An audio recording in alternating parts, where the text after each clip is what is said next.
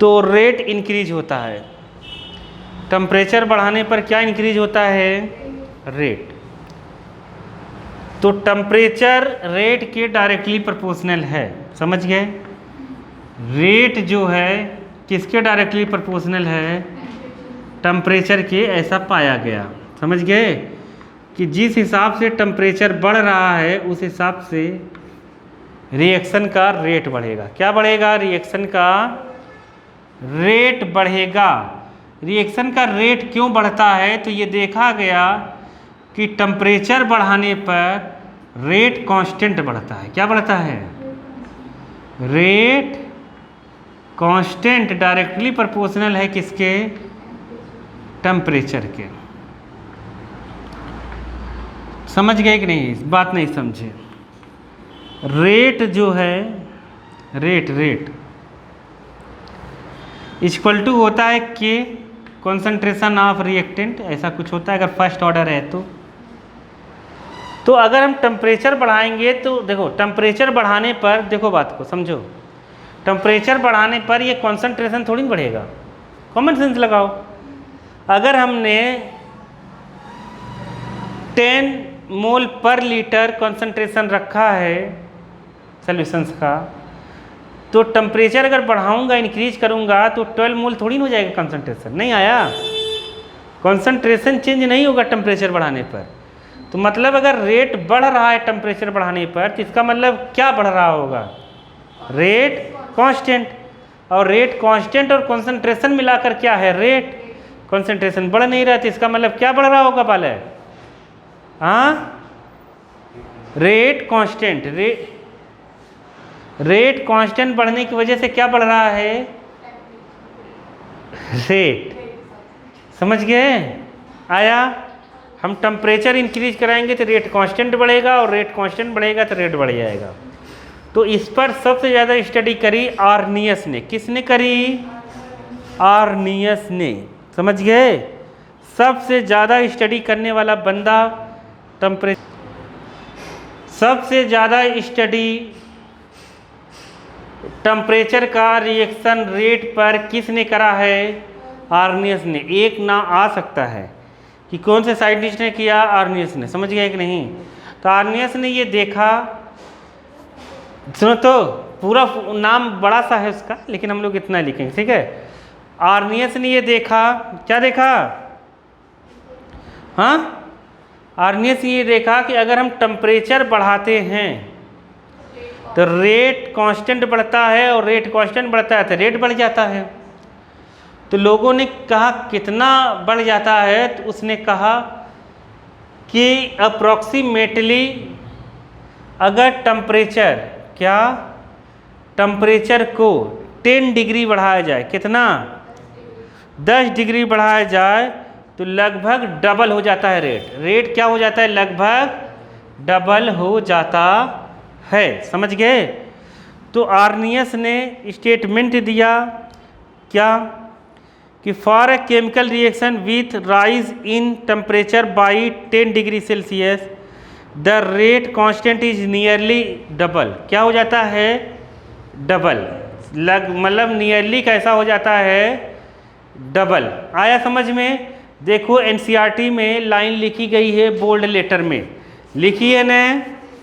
नहीं समझ पाए कि टेम्परेचर अगर हम 10 डिग्री सेल्सियस इंक्रीज कराएं, 10 डिग्री सेल्सियस रिएक्शन का टेम्परेचर बढ़ाएं, तो जो रेट है वो लगभग कितना तेज हो जाएगा? रिएक्शन की स्पीड कितनी हो जाएगी? लगभग डबल हो जाएगी। नहीं आया समझ में? क्या आया? ऐसा आर्नियस ने कहा। फिर उसके लिए ये भी बुक से करना है थोड़ा सा। आर्नियस वो लिख लोगे स्टेटमेंट कि अगर हम टेम्परेचर बढ़ाते हैं 10 डिग्री सेल्सियस इंक्रीज करते हैं, इफ टेम्परेचर कितना राइज करते हैं? राइज टू कितना? 10 डिग्री सेल्सियस, देन क्या होगा? देन रेट कांस्टेंट या फिर रेट, समझ गए कि नहीं? रेट ऑफ रिएक्शन इंक्रीज हो जाएगा कितना? इंक्रीज नियरली कितना, नियरली मतलब अप्रोक्सीमेट कितना, डबल। समझ गए कि नहीं, आया समझ में, आ गया कि नहीं, आ गया। रेट कांस्टेंट वहाँ लिखा है, मैंने रेट ऑफ रिएक्शन लिख दिया, दिक्कत नहीं है। रेट कांस्टेंट अगर डबल होगा ना, मैंने बताया ना, रेट कांस्टेंट बढ़ेगा तभी क्या बढ़ेगा, रेट ऑफ रिएक्शन। अगर रेट कांस्टेंट लगभग डबल हो रहा है तो रेट ऑफ रिएक्शन भी कितना हो जाएगा, लगभग डबल हो जाएगा। आया कि नहीं समझ में, आ गया ना। तो ऐसा हो जाएगा। तो इसके लिए आर्नियस ने मैथमेटिकल एक्सप्रेशन दिया। क्या दिया, मैथमेटिकल एक्सप्रेशन दिया। तो ये हो गया आर्नियस इक्वेशन से एक तरह का लिख लो। क्या, आर्नियस एक्सप्रेशन लिख लो। समझ गए। तो आर्नियस क्या है, एक्सप्रेशन फॉर किसके लिए, फॉर टेम्परेचर डिपेंडेंस ऑन किसके लिए, रेट कांस्टेंट। किसके लिए, रेट कांस्टेंट के लिए। नहीं समझ पाए, मतलब रेट कांस्टेंट कितना बढ़ेगा, जितना रेट कांस्टेंट बढ़ेगा उसी हिसाब से रेट क्या बढ़ जाएगा, क्या बढ़ जाएगा, रेट क्या बढ़ जाएगा, रेट। आया समझ में, नहीं आया, समझ गए कि नहीं। ये देखा गया, फिर से मैं बता रहा हूँ, ये देखा गया कि हम जब टेम्परेचर बढ़ाते हैं तो रेट ऑफ रिएक्शन बढ़ता है, मतलब रेट ऑफ रिएक्शन की मतलब रेट स्पीड हो जाती है रेट की ज़्यादा। समझ गए कि नहीं, जल्दी से रिएक्टेंट से प्रोडक्ट बनने लगता है। समझ गए। फिर ये देखा गया कि रेट इक्वेशंस में, रेट एक्सप्रेशन में के और कॉन्सेंट्रेशन ऑफ रिएक्टेंट होता है, तो कॉन्सेंट्रेशन तो बढ़ता नहीं है, तो इसका मतलब क्या बढ़ता होगा, रेट कांस्टेंट। मतलब टेम्परेचर बढ़ाने पर मेन क्या बढ़ता है, रेट कांस्टेंट, जिसकी वजह से रिएक्शन का रेट बढ़ जाता है। नहीं आया समझ में। तो ये देखा गया कि अगर 10 डिग्री सेल्सियस टेम्परेचर को बढ़ाया जाए तो रेट कांस्टेंट अप्रॉक्सीमेटली कितना हो जाता है, अपने इनिशियल का कितना हो जाता है, डबल। तो मतलब रेट ऑफ रिएक्शन भी कितना हो जाता है, डबल। कब, अगर हम टेम्परेचर कितना इंक्रीज कराएं, 10 डिग्री सेल्सियस। तो इसको लेकर कि रेट कांस्टेंट कितना बढ़ेगा टेम्परेचर के साथ, उसको लेकर आर्नियस ने एक एक्सप्रेशन दिया। समझ गए कि नहीं, क्या दिया, एक्सप्रेशन दिया। वो एक्सप्रेशन बुक में तुम्हें दिख रही होगी, दिख रहा है ना, बुक में दिख रहा है ना। के इक्वल टू, के रेट कांस्टेंट है, के इक्वल टू ए ई की power minus E A by R T. क्या, आर टी। ई एक्सपोनेंट है, क्या है, एक्सपोनेंट है, ई का टेंशन मत लो। ए आर्नियस कांस्टेंट है, ई ए एक्टिवेशन एनर्जी है, आर गैस कांस्टेंट है, टी क्या है, टेम्परेचर। टी क्या है, टेम्परेचर। ए क्या है, ए को लिख लो, ए इसमें क्या है, आर्नियस फैक्टर। और ए को क्या कहते हैं, 3 नाम है, तीनों नाम पता होने चाहिए। क्या कहते हैं, फ्रीक्वेंसी फैक्टर, फ्रीक्वेंसी फैक्टर, और क्या कहते हैं, pre exponential factor, pre exponential factor. ये 3 नाम दे दिया गया है ए को ही, ठीक है। ई एक्सपोनेंट है, ई को कुछ नहीं कहेंगे। ई ए यहाँ पर क्या है, एक्टिवेशन एनर्जी। क्या है, एक्टिवेशन एनर्जी। ये क्या है अभी हम लोग आगे पढ़ेंगे। एक्टिवेशन एनर्जी टेंशन लेने की ज़रूरत नहीं है। आर क्या है, gas constant. Constant T temperature, उसने कहा इस हिसाब से हम रेट कांस्टेंट कितना बढ़ेगा कितना नहीं हम निकाल सकते हैं। आया समझ में कि नहीं? तो ये कहा आर्नियस ने, ये एक इक्वेशन दिया कि रेट कांस्टेंट कितना बढ़ेगा, रेट कांस्टेंट कितना बढ़ेगा। एक्टिवेशन एनर्जी को हम मेज़र करते हैं जूल पर मोल। किस में मेज़र करते हैं? जूल पर मोल, लिख लो, जूल पर मोल में मेज़र करते हैं। तो ये आर्नियस का इक्वेशंस है, अगर आएगा पेपर में तो यही लिखना है कि आर्नियस का इक्वेशंस है, और जो चीज़ें रहेंगी उसका नाम लिख देना ऐसे, बाकी कुछ करना नहीं है। उठा लो है यहाँ पर कि ये रेट भी लिख दिया था क्या तुम लोगों ने? ये रेट कुछ नहीं है, ये पहले वाले का जो लिखा था वो है ये, ठीक है। अब चलो आगे। अब क्या इससे सब निकल जाएगा? ये बहुत अजीबोगरीब देखने में लग रहा है कि नहीं? लग रहा है ना? तो अब अलग अलग टेम्परेचर पे अलग अलग क्या होगा रेट कांस्टेंट? अरे अलग अलग टेम्परेचर पर अलग अलग क्या होगा रेट कांस्टेंट। तो हम लोग इसका लॉगरिदमिक रूप लिखते हैं, दोनों तरफ का लॉग लेते हैं। क्या लेते हैं? लॉग। कई दिन से मैं पढ़ा रहा हूँ, अब तो आ ही गया होगा समझ में, समझ गए? टेकिंग बोथ साइड नेचुरल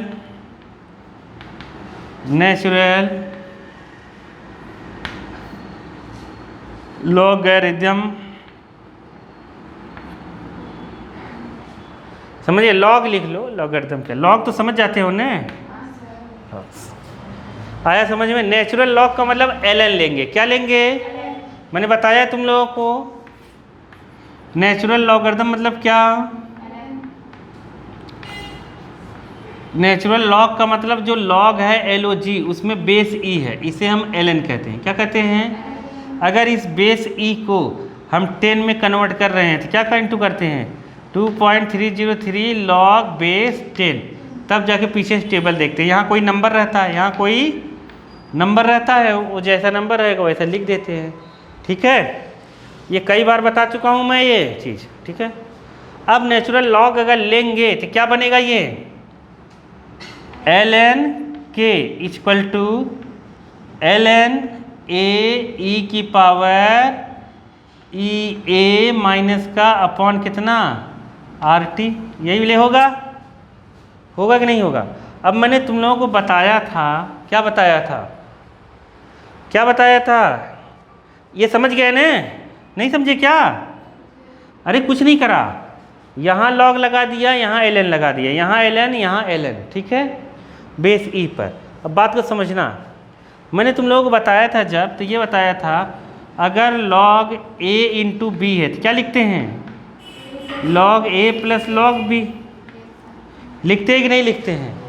अब a और ये एक्सपोनेंट इंटू में है, अरे a और e ये पूरा एक साथ है, ठीक है, a और e ये पूरा एक साथ है, इंटू में है, तो इंटू में तो ये प्लस में हो जाएगा, तो क्या हो जाएगा? ln k equal to ln a minus नहीं मतलब प्लस ln e की पावर कितना minus e a by RT। आया समझ में कि नहीं आया? आ गया ने? अब मैंने तुम लोगों को और एक चीज़ बताई थी, log a की पावर अगर n है तो n बाहर आ जाता है, n बाहर आ जाता है, तो ln log ही है बालक, मैं बार बार बता रहा हूँ, ln का मतलब log ही है, समझ गए ना, natural log।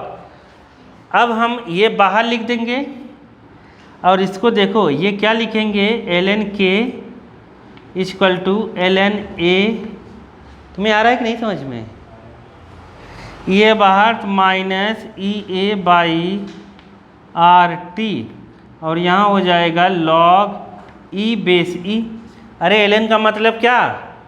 log base e, और e यहाँ पहले से है एक, तो मैंने तुम लोगों को कल फिर बताया था अगर बेस और log सेम है तो उसकी वैल्यू कितनी होगी? 1। तो तो इसकी वैल्यू कितनी हो गई? 1। आया समझ में? तो ये लॉगरिदमिक रूप हो गया किसका? आर्नियस इक्वेशंस का। समझ गए? या एक्सप्रेशन का क्या हो गया? ln k equal to ln a minus E A by R T. तो इसको हम आगे समझ में नहीं आया? आ गया ना? तो ये तो a तो कांस्टेंट है, इसको हम उस साइड कर लेते हैं, और t वेरिएबल है और k वेरिएबल है। t बढ़ेगा तो क्या बढ़ेगा? रेट कांस्टेंट बढ़ेगा। t बढ़ेगा तो क्या बढ़ेगा? रेट कांस्टेंट बढ़ेगा। तो t और रेट कांस्टेंट को वेरिएबल मानकर हम ग्राफ ड्रा करने की कोशिश करते हैं। उसके बाद यहाँ लिखते हैं, ध्यान से देखो, इसको हम ऐसे लिख सकते हैं ln k equal to minus E A by R T, और यहाँ पर इसको हम इस तरीके से भी लिख सकते हैं 1 बाई, वैसे तो आर टी ही लिखते हैं हम, लेकिन मैं तुम्हें डिटेल में बता रहा था। चलो देखो अभी लिखते हैं ln a, क्या? ln a, तो ये लिख सकते हैं। अब ये हो गया y equal to M X, क्या हो गया? M X plus C. समझ गए कि नहीं? y equal to M X plus C. आया समझ में कि नहीं? आ गया ना? तो इसीलिए बुक में तुम देखोगे पेज पलट कर, तो इसका ग्राफ बनाया गया है। ये इधर बनाया गया है, इधर ये वाला लिखिए, ये वाला, ठीक है? ये ठीक क्या है? ln, ये ऐसे बनाया गया होगा। ये y एक्सिस है तो y एक्सिस पे ln k रहेगा। ये मैक्सिमम है तो यहाँ ln इंटरसेप्ट है, ये मैंने बताया था ना एक दिन, ये इंटरसेप्ट है। ये ग्राफ ऐसा आएगा 1, ये 1/t रहेगा, क्या रहेगा? और ये स्लोप है, क्या है? स्लोप है, स्लोप निगेटिव है, कितना? Minus E A by R. ऐसा है, कुछ करना नहीं, बहुत इजी है, ऐसे ग्राफ बन जाएगा। ठीक है, ये ग्राफ है इसका। आ गया कि नहीं आया? आ गया ना? तो ये लॉगरिदमिक फॉर्म है किसका? आर्नियस इक्वेशंस का। क्या? लॉग का फॉर्म है ये। समझ में आया कि नहीं? Minus E A by R T plus ln a। आ गया कि नहीं आया? अरे आया कि नहीं आया? आ गया ना? तो यहाँ तक लिखना, लॉगरिदमिक फॉर्म आएगा तो यहाँ तक लिखना, कोई दिक्कत है नहीं। ठीक है, जिस नंबर का आएगा, जितने मार्क्स का आएगा, उस हिसाब से पेपर में। आर्नियस का क्या? आर्नियस का कौन सा रूप? लॉगरिदमिक रूप कितना है?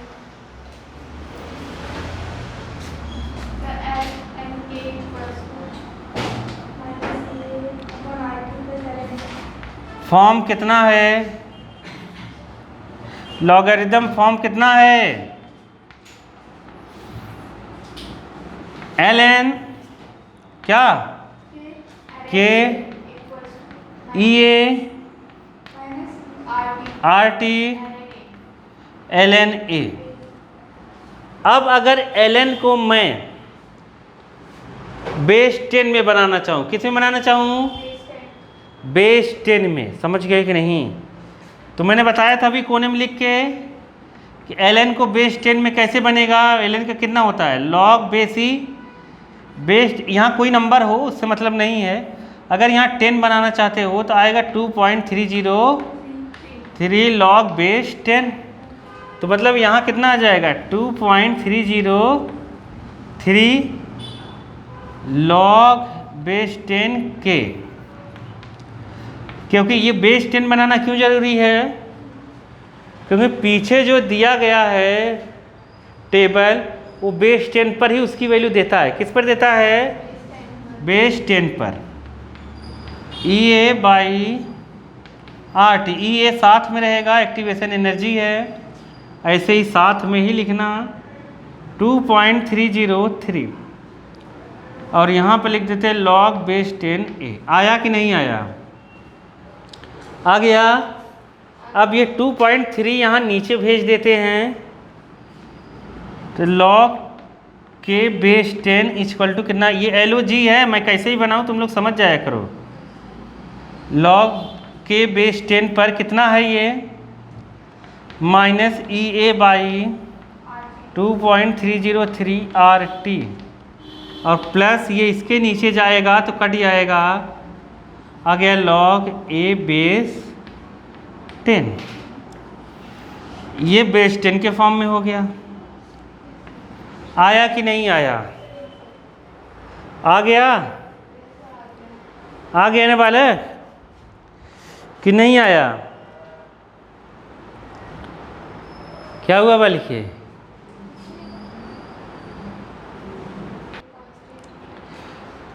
समझ गए? मान लिया T1 टेम्परेचर पर, ये टेम्परेचर है, T1 टेम्परेचर पर रेट कांस्टेंट कितना है, रेट कांस्टेंट मान लिया कितना है K1। T2 टेम्परेचर पर रेट कांस्टेंट कितना है K2।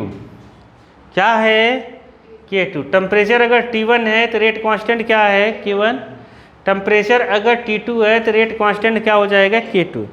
टेम्परेचर के हिसाब से रेट कांस्टेंट बढ़ेगा घटेगा, टेम्परेचर बढ़ेगा तो रेट कांस्टेंट बढ़ेगा। तो हम मान लिया टेम्परेचर T2 ज़्यादा है। अब अगर इसकी वैल्यू हम यहाँ रख देते हैं तो बताओ क्या होगा, log K1 इक्वल टू कितना, log K1 equal to minus EA upon 2.303 RT1, RT1 रखेंगे। और ये log A बेस 10 तो कांस्टेंट है, log A बेस 10 तो क्या है कांस्टेंट है। समझ गए कि नहीं? नहीं समझे? नहीं समझे तो ऐसे ही हम अगर log A बेस 10 कांस्टेंट है, T2 रखे तो कितना हो जाएगा log K2, कितना हो जाएगा log K2 equal to minus EA upon 2.303 RT2 plus log A base 10 पर। आया कि नहीं आया? अरे आया। इसको हटा दे, इसी में रखा है केवल, T की जगह क्या रख दिया T2 और K की जगह क्या रख दिया K2 और बाकी पूरा कांस्टेंट है, इसलिए उसको चेंज नहीं करेंगे। क्या नहीं करेंगे? चेंज नहीं करेंगे। आया समझ में कि नहीं आया? आ गया ने? अब ये और ये जो भी इक्वेशन मानना हो तुम लोग अपने मन से मान लेना। इन दोनों को अगर माइनस करें, क्या करें, माइनस करें log K2 मतलब सेकेंड माइनस फर्स्ट करें, तुम जो भी इक्वेशन नंबर देना चाहो दे दो, log K2 minus log K1। समझ गए? log K1 इक्वल टू हो जाएगा, ये पहले लिख देंगे EA बाई RT 2.303 RT2 और यहाँ पर log A बेस 10 माइनस लगाकर हम लोग लिखेंगे क्या, ये लिखते हैं K1 का, log K1 का माइनस लगा के लिखेंगे। तो जाते जाते करा लेती वाली के,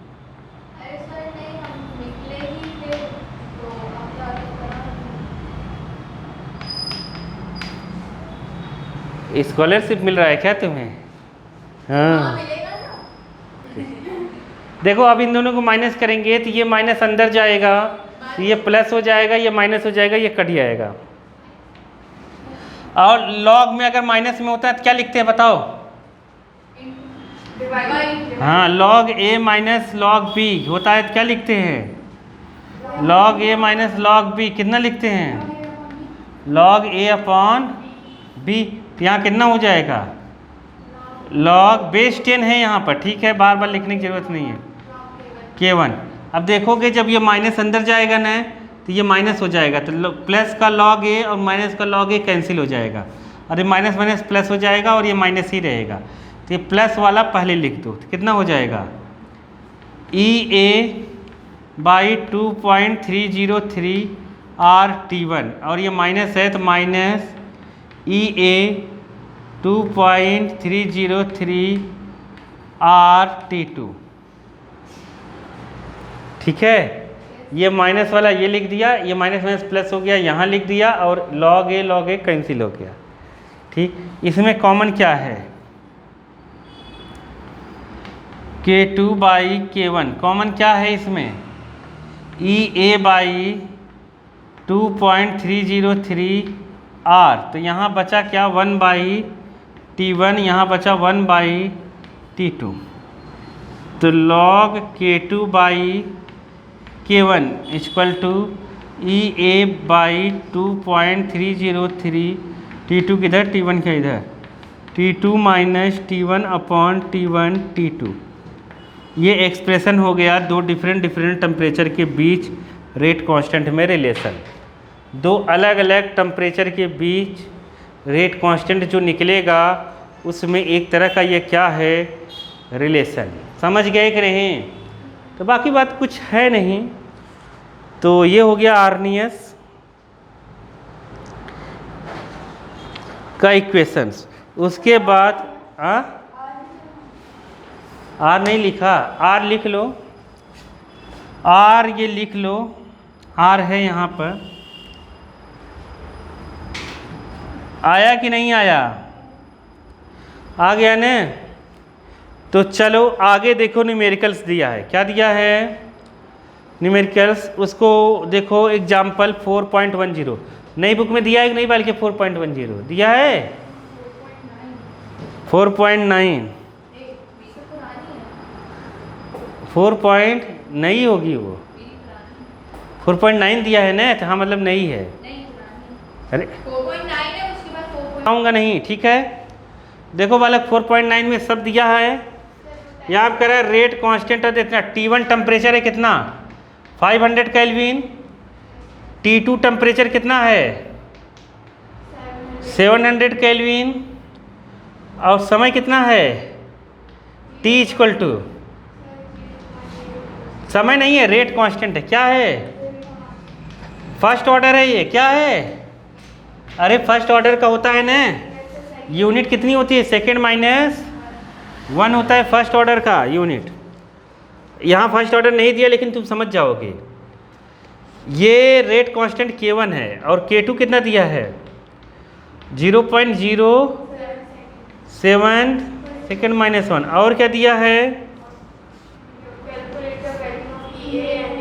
हाँ E A और A बताना है कितना होगा, ठीक है। तो तुमने फार्मूला अभी क्या पढ़ा T1 T2 K के फॉर्म में, log K2/K1 इक्वल टू कितना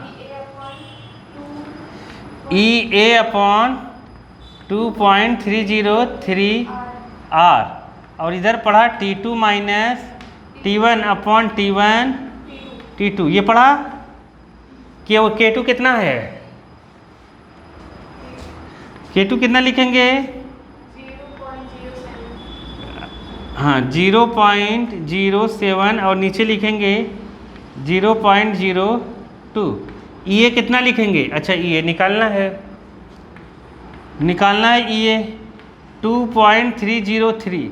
देखो वहाँ अगर आएगा तो गैस कांस्टेंट की वैल्यू देगी, आर गैस कांस्टेंट है उसकी वैल्यू क्या करेगा देगा 8.314। कितना है 8.314। T2 कितना है T2 700 माइनस 500, 700 इंटू 500, ठीक है। अब यहाँ से देखो ये पॉइंट से पॉइंट क्या हुआ और इधर का 0 का मतलब वैसे भी नहीं रखते, तो यहाँ हो जाएगा log 7/2 और यहाँ हो जाएगा EA, यहाँ हो जाएगा 2.30। अब कौन इंटू करेगा इतना बड़ा बैठकर, इंटू करना पड़ेगा, इन दोनों को माइनस करो, कितना हो जाएगा 200 और यहाँ पर कितना 700 इंटू 500, 1 0 2 0 यहाँ से कैंसिल। ठीक है, अब log 7 इसको हम क्या लिख सकते हैं, इसको हम लिख सकते हैं कितना log 3.5 और वैल्यू देखना मैंने बताया ये तुम लोगों को बताया है ना, अरे वैल्यू देखना आता होगा तुम लोगों को। इसको काट दो, 2 4 जा 2 1 जा 2 5 जा 2 7 जा। ठीक है, ये कट गया, यहाँ 1 है। अब इन सब का इंटू यहाँ हो जाएगा, किस में, यहाँ पर इंटू कर दें इसका, किसका 2.303 इंटू 4.157। ठीक है, और ये इंटू कितना 700 इंटू कितना 5, ये आ जाएगा कितना EA, कितना आ जाएगा EA। इसका इंटू कौन करेगा, इसकी वैल्यू हम पीछे टेबल से देख लेंगे, देखना आता है ना अपने को। 3.5 का कहाँ देखेंगे 35 में, किस में देखेंगे, इसकी वैल्यू 35 में देख लेंगे, जो रहेगा पहले ही लाइन में उसका 0 पॉइंट करके लिख देंगे, बताया था ना कल, देख लेंगे ना। अरे मत देखो, बाकी इसका इंटू करना है, क्या करना है इंटू, तो इंटू कर लेना, कर लोगे ना। आ गया 5, मैं नहीं जानता, होगा ना कुछ, क्या है 3.5 का मतलब 35 में देखो, हाँ तो इसकी वैल्यू है 5 4 1। अब तुम लोग इसका इंटू कर लेना।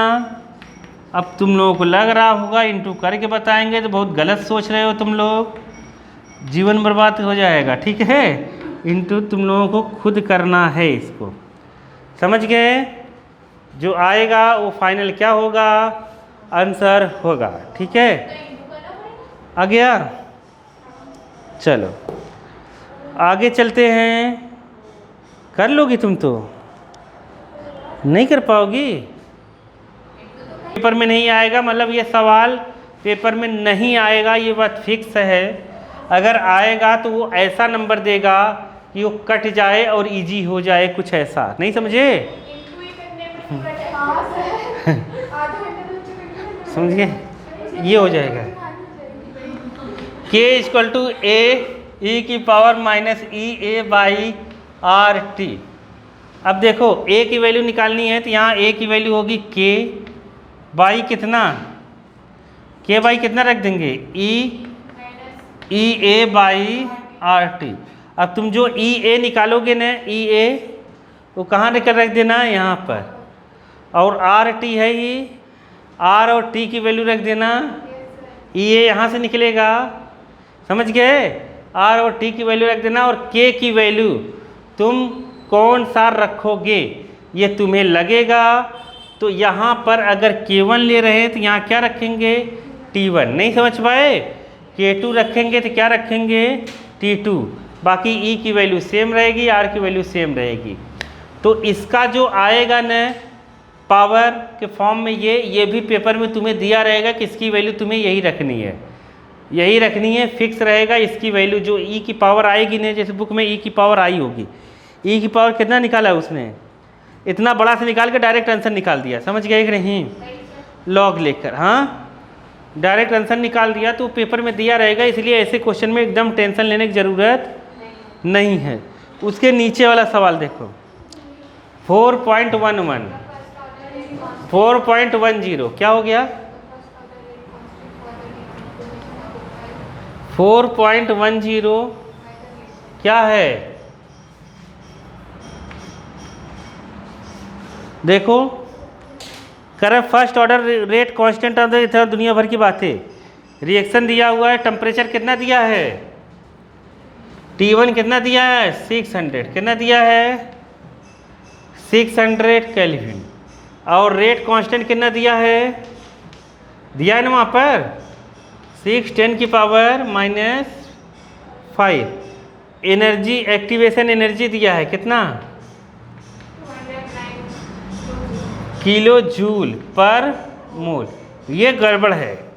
किलो जूल को हम किस में बदल लेंगे, जूल में। किस में बदल लेंगे, जूल में, क्योंकि जूल एसआई यूनिट होती है। ठीक है, तो 209 किलो जूल को बदलेंगे 1000 से इंटू कर देंगे, तो जूल पर मोल। और क्या है, रेट कांस्टेंट निकालना है K2। क्या निकालना है, K2 किस टेम्परेचर पर, 700 केल्विन। जब बढ़ाएंगे टेम्परेचर यहाँ तक तो K2 कितना होगा, क्योंकि टेम्परेचर बढ़ाएंगे तो रेट कांस्टेंट बढ़ेगा। ये तो ये भी क्वेश्चन लगभग पेपर में नहीं आएगा। ठीक है, तो फिर भी हम लोग करते हैं। तो कितना था बताओ, फार्मूला क्या था, log K2 upon K1 equal to कितना,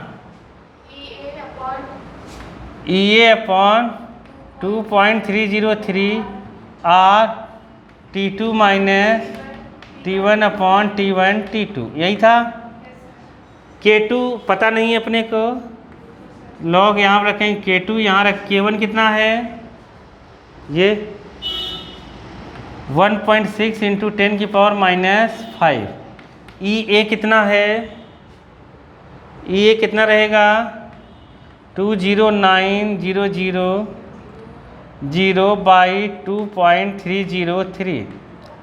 R की जगह कितना रहेगा 8.314। अभी लिखा था ना, T1 माइनस T2 डायरेक्ट बोलो, T2 minus T1, T2 minus T1 100 कितना आएगा 100। और T1 T2 कितना है, एक है कितना 600 और एक है कितना 700। आया कि नहीं आया।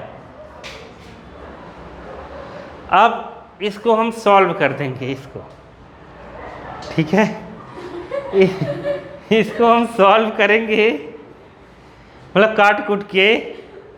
ठीक है, तो जब भी ऐसा सवाल आएगा तो एक्टिवेशन एनर्जी यहाँ पर ऐसा देगा जो इससे कट जाए। नहीं समझे क्या, नीचे वाले से, क्योंकि इस सब में अगर ऐसा आ गया तो थोड़ा सा दिक्कत हो जाएगी बालक। जो इसे सॉल्व करने पर आएगा, मैं बुक से देख के लिख दे रहा हूँ जैसे टीचर लिखते हैं। ठीक है, तो इसका आंसर जो आएगा वो आएगा कितना, कितना आएगा, कितना, कहाँ लिखा है उसने,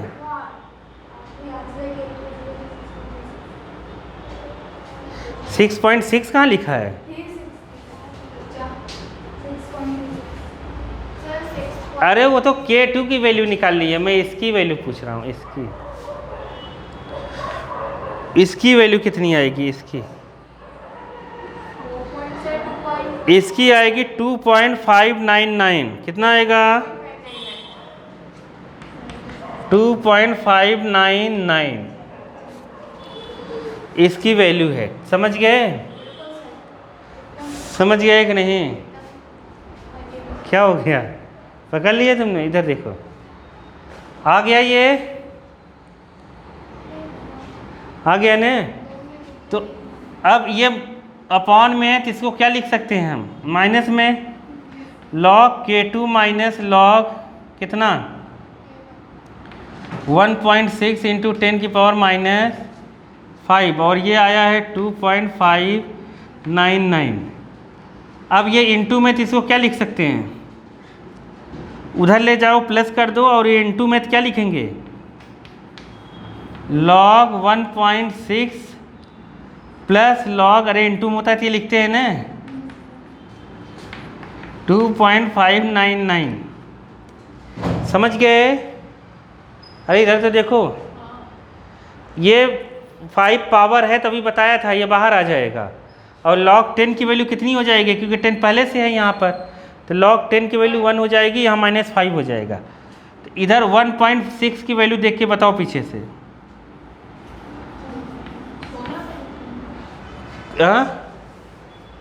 1.6 की वैल्यू 16 में देखो, पहली लाइन 2041 और इसकी आ गई -5। क्या आ गई? -5 कैसे आया पता चला? log 10, यहाँ 10 की पावर -5 ये बाहर आ गया। अरे मैं ये करवा रहा हूँ, टीचर ये सब करवाता नहीं है क्योंकि वो जानता है ये करवाएंगे तो बच्चे पढ़ाई छोड़ देंगे। देखो नहीं समझ पाए? ये -5 बाहर आ जाएगा, -5 बाहर आ जाएगा और 10 बेस 10 की वैल्यू 1 हो जाएगी तो -5। तो टीचर अगर करवाएगा भी नहीं तो कहेगा कुछ नहीं बेटा इसको सॉल्व कर लेना, इधर कर लेना, देखो आंसर आ गया, खत्म। समझ गए कि नहीं? देख अब इधर कितना है अपने पास 2.599। अब 5 से ये माइनस करो, कितना आ रहा है? उतना ही आना चाहिए जितना बुक वाले का आया है। अगर उतना नहीं आएगा तो बहुत मारूंगा मैं। उतना ही आना चाहिए। कितना आया है? 5 से माइनस करो। हाँ माइनस करो। नहीं कर पा रही हो?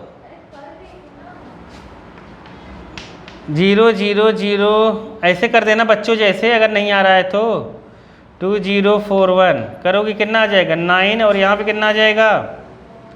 हाँ 5 और कितना आ जाएगा? 9। क्या बोल रही हो? और यहाँ पे कितना आ जाएगा? 7 और यहाँ कितना आ जाएगा? 4। ये आ रहा है? यही आ रहा है ना? हाँ लेकिन ये माइनस में आ जाएगा तो देखो बुक में यही आया है माइनस है, -4.79 और इसने लिख दिया है यहाँ पे 796 राउंड ऑफ करके। 5 से ज़्यादा है ना 6, कोई दिक्कत नहीं है। 2.599 ऐसा ये आ गया। ये आया कि नहीं? आ गया? अरे माइनस नहीं कर पा रहे हो क्या तुम लोग? 4.79 आ गया? अब इन दोनों को प्लस कर दो। क्या कर दो? प्लस कर दो और एंटी लॉग ले लो। क्या ले लो? एंटी लॉग लेना भी बताया है मैंने। तो एंटी लॉग ले लेंगे, जो आएगा आंसर उसे लिख देंगे, वहाँ पेपर में दिया रहेगा। अब सारा है थ्योरी। क्या है? थ्योरी है। तो मैं तुम लोगों को ऐसे ही बता देता हूँ, बुक से करना है इसको। कैसे करना है? बुक से यहाँ से सवाल बहुत कम आते हैं, नहीं के बराबर, लेकिन थ्योरी है, करनी पड़ेगी इसको। पूरा जितना बुक में है एक एक लाइन करना है। देखो वहाँ है क्या? Effect of catalyst. क्या है? इफेक्ट ऑफ कैटलिस्ट मिला? अरे पेज पलटो। इफेक्ट ऑफ कैटलिस्ट मिला कि नहीं मिला? तो इफेक्ट ऑफ कैटलिस्ट है क्या? ध्यान से सुनो। अरे हम लोगों ने पढ़ा था ना, ये क्या चल क्या रहा है जीवन में। इधर सुनो, रेट ऑफ रिएक्शन जो है ना वो कंसंट्रेशन पे डिपेंड करता है और किस पे डिपेंड करता है? टेम्परेचर पे डिपेंड करता है और कैटलिस्ट पे डिपेंड करता है। अगर गैसियस फेज है तो प्रेशर पे डिपेंड करता है। लिखा था ना एक बार हम लोगों ने, प्रेशर पे डिपेंड करता है। तो यहाँ देखो आ गया कैटलिस्ट पर। किस पर? कैटलिस्ट पर। तो इफेक्ट ऑफ कैटलिस्ट। कैटलिस्ट क्या होता है? हाँ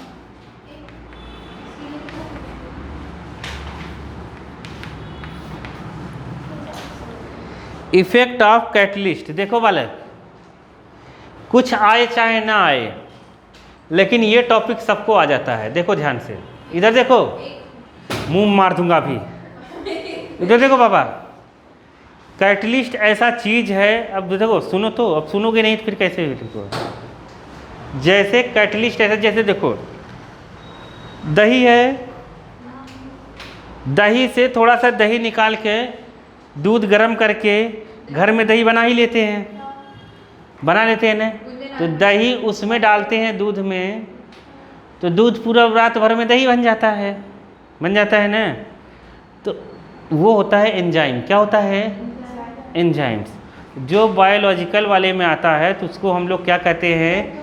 एंजाइम्स। नहीं समझ पाए क्या? और जो नॉन लिविंग थिंग वाले में आता है वही चीज़ बन जाता है कैटलिस्ट। मतलब वो रेट ऑफ, देखो दही बाद में, दही मतलब दूध बाद में खट्टा होता ही, लेकिन उससे पहले ही तुम लोगों ने एंजाइम डाल के क्रिया करवा दिया। नहीं समझ पाए क्या? वो रिएक्शन को क्या कर देता है? तेज करवा देता है। तो कैटलिस्ट ये है। कैटलिस्ट जैसे देखो तुम्हारे में और प्रियांशु में थोड़ा सा मतभेद हो गया। क्या हो गया? मतभेद चल रहा है, तो तुम्हें 1 साल बाद हो सकता है झगड़ा हो जाए, लेकिन जब एक कैटलिस्ट आएगा ने तुरंत के तुरंत झगड़ा करवा देगा। मतलब वो कुछ नहीं कह रहेगा तब भी तुमसे आएगा, कहेगा अरे प्रियांशु ने तुमसे ये कहा, और उधर से जाएगा कहेगा प्रियांशु तुम्हें उसने वह कहा। नहीं समझ पाए? तुरंत के तुरंत मार करवा देगा। मतलब नहीं समझे? तो कैटलिस्ट केवल रिएक्शन के रेट को इंक्रीज करता है। क्या करता है? जो बहुत देर में होने वाली चीज़ें हैं वो बहुत जल्दी करवा देगा। नहीं आया समझ में? ये गिव्स एनर्जी को नहीं चेंज करता है, ये गिव्स एनर्जी को चेंज नहीं करता है, इक्विलिब्रियम कांस्टेंट को नहीं बदलाव करता है, बस ये क्या करता है? क्या करता है? रेट ऑफ रिएक्शन को इंक्रीज करवा देता है।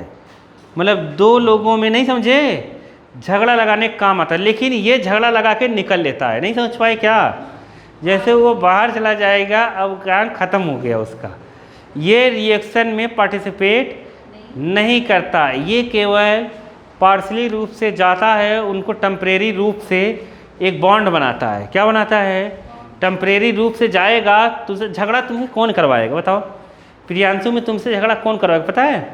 तुमसे जो झगड़ा करवाएगा ना वो तुम्हें ये कहेगा कि मैं ही तुम्हारा सबसे अच्छा दोस्त हूँ। पहले वो तुमसे ये दिखाएगा कि मैं हूँ तुम्हारे साथ। नहीं समझ पाए? मैं तुम्हारे साथ हूँ। फिर वो ऐसे करवाएगा और फिर तुम भरोसा करने लगोगे उसके ऊपर, फिर वो तुमसे ऐसी बात कहेगा उसके बारे में, वो तुम्हें ऐसा कह रहा था, तुम विश्वास कर लोगे, तो फिर ऐसे उसको जाके कह देगा और दोनों में हो जाएगा फिर। तो ऐसे ही कैटलिस्ट काम करता है। नहीं समझे? कैटलिस्ट क्या काम करेगा? जैसे दो बंदे आए, ए और बी में रिएक्शन करवाना है, ए और बी में, ये बहुत धीरे धीरे रिएक्शन कर रहे थे, तो ये इसे सरफेस या कुछ ऐसी चीज़ प्रोवाइड कराएगा। ये इसके जैसे A2 था, ये क्या था? B2 था। ये क्या काम करेगा? A2 के बीच जो बॉन्ड है ना, A के बीच, उस बॉन्ड को ये वीक कर देगा। क्या करेगा? वीक कर देगा। और यहाँ B2 है, B2 के में B के बीच जो बॉन्ड है ये भी क्या करेगा? वीक कर देगा। तो ये दोनों बॉन्ड वीक करने के बाद इसका इन दोनों को फिर मिलवा देगा। नहीं समझ पाए? और फट से ये जुड़ जाते हैं। तो कैटलिस्ट एक्टिवेशन एनर्जी को कम कर देता है। क्या काम करता है? एक्टिवेशन एनर्जी को कम कर देता है। एक्टिवेशन एनर्जी क्या होती है? जैसे जब कोई भी दो मॉलिक्यूल्स या एटम आपस में मिल के रिएक्शन करना चाहते हैं तो उनको एक एनर्जी से आके आपस में टकराना होता है। क्या होता है? टकराना होता है। तो बहुत बार उनके पास वो एनर्जी रहती नहीं है। तो जो बाहर से हम रिएक्शन कंप्लीट करवाने के लिए जो रिएक्शन मतलब एनर्जी बाहर से सप्लाई करते हैं वो क्या होती है? एक्टिवेशन एनर्जी, उसे एक्टिवेट करने के लिए। नहीं समझ पाए? उनके पास उतनी एनर्जी नहीं रहती बहुत बार। नहीं आया समझ में? तो वो होता है एक्टिवेशन एनर्जी। तो ये एक्टिवेशन एनर्जी को क्या करेगा? कम कर देगा। आया समझ में? नहीं, क्या कर देगा? कम कर देगा। अब बात को समझो। जैसे मान लो ये पोटेंशियल एनर्जी है। क्या है? Potential energy. यहाँ पर रिएक्टेंट है। क्या है? रिएक्टेंट है। तो रिएक्टेंट है बिना कैटलिस्ट के। ये दोनों आपस में जब मिलते थे क्या होते थे? मिलते थे। तो यहाँ पर जैसे समझ नहीं पाए, यहाँ पर A2 है और B2 है रिएक्टेंट। जब ये दोनों आपस में यहाँ मिलेंगे ना तो एक इनके पास दोनों की एनर्जी मिल के ज़्यादा एनर्जी हो जाती है। समझ गए?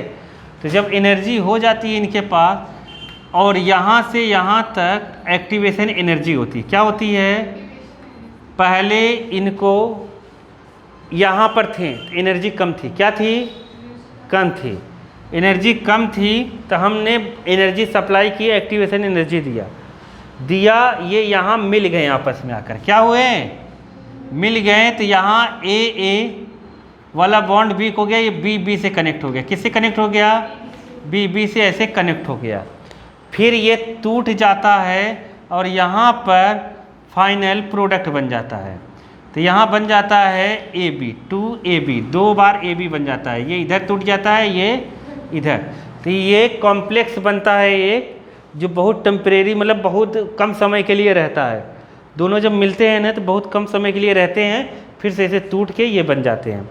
अब इतना कहानी बताने का मतलब क्या है, नीचे दिया है क्या, रिएक्शन कोऑर्डिनेट, रिएक्शन कोऑर्डिनेट मतलब रिएक्शन कैसे हो रहा है, तो उससे मतलब नहीं है, इधर देखो, सुनो ध्यान से, अब ध्यान से सुनो, जब हम ये बिना कैटलिस्ट का था, अगर जब हम लोग कैटलिस्ट लगाते हैं ना, तो ये इतना एनर्जी इसको नहीं चाहिए, ये बनता वही है, लेकिन ये क्या होता है, एक्टिवेशन एनर्जी को कम कर देता है, ये विदाउट क्या है, विदाउट कैटलिस्ट, देखोगे बुक में डायग्राम बना होगा, और ये क्या है, विथ, हाँ कैटलिस्ट है, समझ गए कि नहीं, कैटलिस्ट के साथ जब करेगा तो जितनी एनर्जी इसको चाहिए इनको मिलने के लिए, कोलाइड करने के लिए, उतनी एनर्जी की अब ज़रूरत नहीं है, ये कैटलिस्ट एक्टिवेशन एनर्जी को कम करा देगा, रिएक्शन जल्दी हो जाएगा, रिएक्शन जल्दी हो जाएगा, यही काम है कैटलिस्ट का। आया समझ में कि नहीं आया, ये जो चीज़ बन रही है बालिके, अब देखो अगर ध्यान से हम देखें तो यहाँ पर ये पहले रिएक्टेंट के पास इतनी एनर्जी थी, लेकिन प्रोडक्ट के पास और कम एनर्जी हुई, कितनी कम एनर्जी हुई इसके पास, इतनी, यही एनर्जी कम हुई कि नहीं हुई, तो ये एनर्जी कहाँ जाएगी, बाहर निकलेगी, तो ये एक्सोथर्मिक रिएक्शन है, क्या है, एक्सोथर्मिक रिएक्शन में एनर्जी बाहर निकलती है, और अगर ये ऐसा रिएक्टेंट है, अगर ऐसा बन जाए तो मतलब एनर्जी लगी नहीं है, मतलब एनर्जी लगी है, मतलब ये है कि जो एनर्जी बाहर नहीं निकली है, क्योंकि यहाँ पर ये पोटेंशियल एनर्जी क्या है, अभी उसके प्रोडक्ट के पास ज़्यादा एनर्जी है, किससे, रिएक्टेंट से, तो मतलब ये है एंडोथर्मिक रिएक्शन, क्या है, एंडोथर्मिक रिएक्शन। तो ऐसा कैटलिस्ट का काम है, अगर कैटलिस्ट आए, कैटलिस्ट क्या काम करता है, कैटलिस्ट क्या काम करेगा, रेट बढ़ा देगा, किसका, रिएक्शन को बढ़ा देगा, क्योंकि उसका एक्टिवेशन एनर्जी क्या करता है, ये कम कर देता है, पूरी थ्योरी है ये, नहीं आया समझ में, एक्टिवेशन एनर्जी कम कर देता है तो रेट ऑफ रिएक्शन क्या हो जाता है, इंक्रीज हो जाता है। आया कि नहीं आया, आ गया। अब उसके नीचे वाला, नीचे भी क्या है, पूरी थ्योरी है, तो वो भी मैं बता देता